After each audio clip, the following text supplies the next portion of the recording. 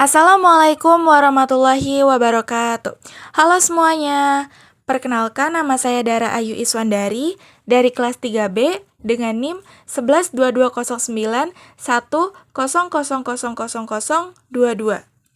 Pada kesempatan kali ini saya akan mempresentasikan tugas dari mata kuliah metode numerik mengenai metode terbuka yakni metode lelaran titik tetap. Selanjutnya saya akan menjelaskan dari segi pemrograman atau segi coding. Sebelumnya saya sudah membuka Octave dan saya sudah memiliki file yang bernama tugas.m. Di sini saya akan menjelaskan codingan mengenai metode terbuka, metode lelaran titik tetap. Yang pertama yang kita lakukan adalah mendefinisikan nilai fungsi dari akar yang akan diulik. Di sini saya memiliki fungsi yakni x kuadrat min 2x min 6. Untuk baris kelima ini bisa diubah-ubah sesuai dengan fungsi yang akan kita masukkan. Kemudian pada baris 6, G sama dengan akar 2x plus 6. Baris 6 ini menunjukkan sebuah turunan fungsi Gx pertama, di mana turunan dari fungsi yang ada pada baris 5. Kemudian kita masuk kepada proses inisialisasi input.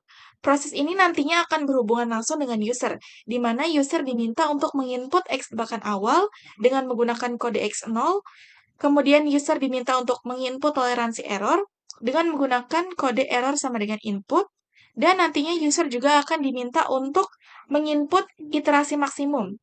Digunakan untuk menginput berapa kali iterasi yang harus dilakukan.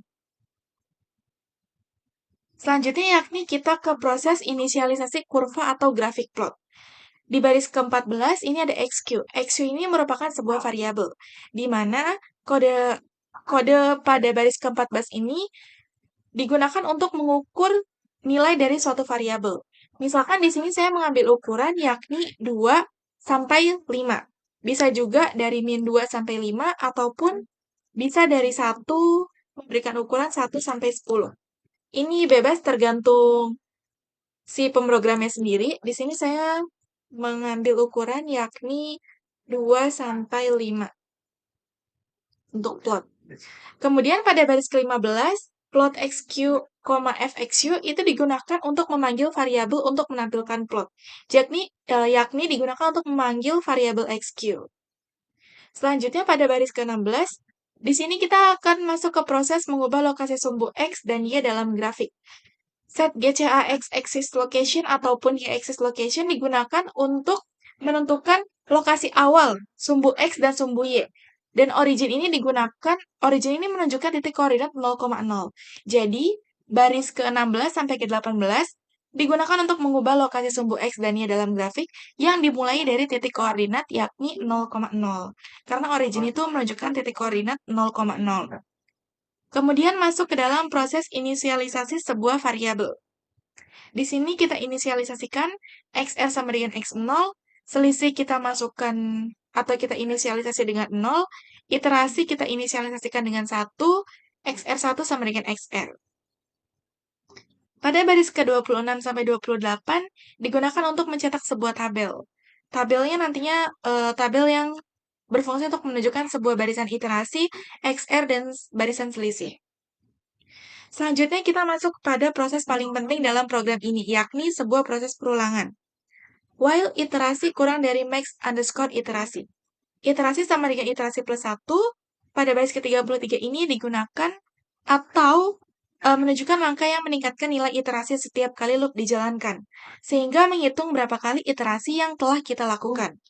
Kemudian XR GXR1 digunakan untuk menghitung nilai XR berdasarkan fungsi integrasi GX dengan menggunakan nilai dari XR1 yang telah kita dapatkan. Kemudian pada baris ke-35, selisih absolute XR min XR1 digunakan untuk menghitung selisih yang ada antara XR dan juga XR1. Selanjutnya pada baris 36, di sini digunakan untuk mencetak hasil dari iterasi. Nantinya yang akan dicetak itu berupa nomor iterasi, XR, dan juga selisih dari iterasi. Baris ke-37, XR1 sama dengan XR itu sama seperti baris ke-24. Digunakan untuk menyimpan XR1 ke XR untuk iterasi berikutnya. Selanjutnya yakni adalah sebuah proses untuk mengecek sebuah konvergensi. Sudah saya katakan bahwasanya metode lelaran titik tetap ini akan menghasilkan dua sifat, yakni bersifat konvergen ataupun bersifat divergen. Di sini menggunakan kode if atau jika selisih kurang dari error, maka akan memunculkan akar fungsi adalah berapa angka dan dia termasuk sebuah atau termasuk bersifat konvergen. Akan saya jelaskan pada codingannya. Di sini akan saya run terlebih dahulu.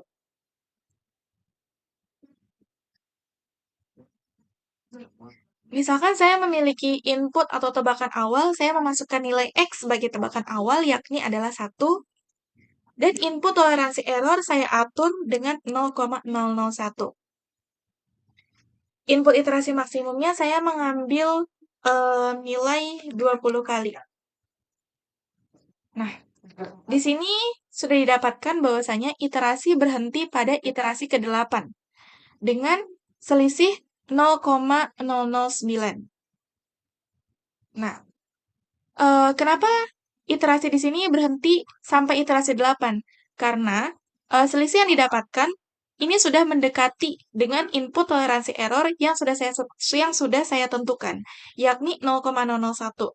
Dan selisih paling mendekati yaitu ada di iterasi ke-8 dengan nilai 0,0009 dan di titik XR yakni 3,64538743. Nah, nantinya fungsinya atau plotnya akan berbentuk seperti ini.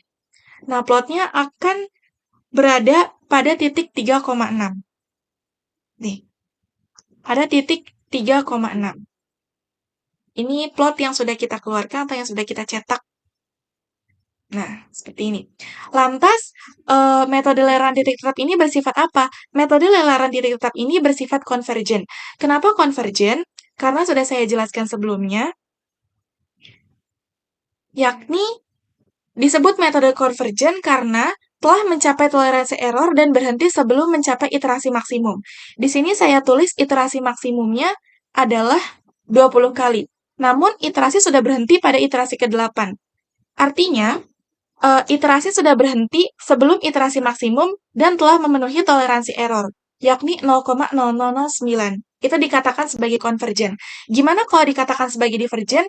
Dikatakan sebagai divergen misalkan iterasi maksimumnya sudah sampai 20, tapi selisihnya tuh belum memenuhi atau belum mendekati toleransi error 0,001. Baru itu dikatakan divergen. Namun di sini dikatakan konvergen karena selisihnya sudah memenuhi atau sudah mendekati toleransi error yakni 0,001 dan iterasinya tidak lebih dari iterasi maksimum yang sudah saya tentukan, yakni berhenti di 8. Seperti itu. Mungkin sekian dari saya, kurang lebihnya mohon maaf. Wassalamualaikum warahmatullahi wabarakatuh.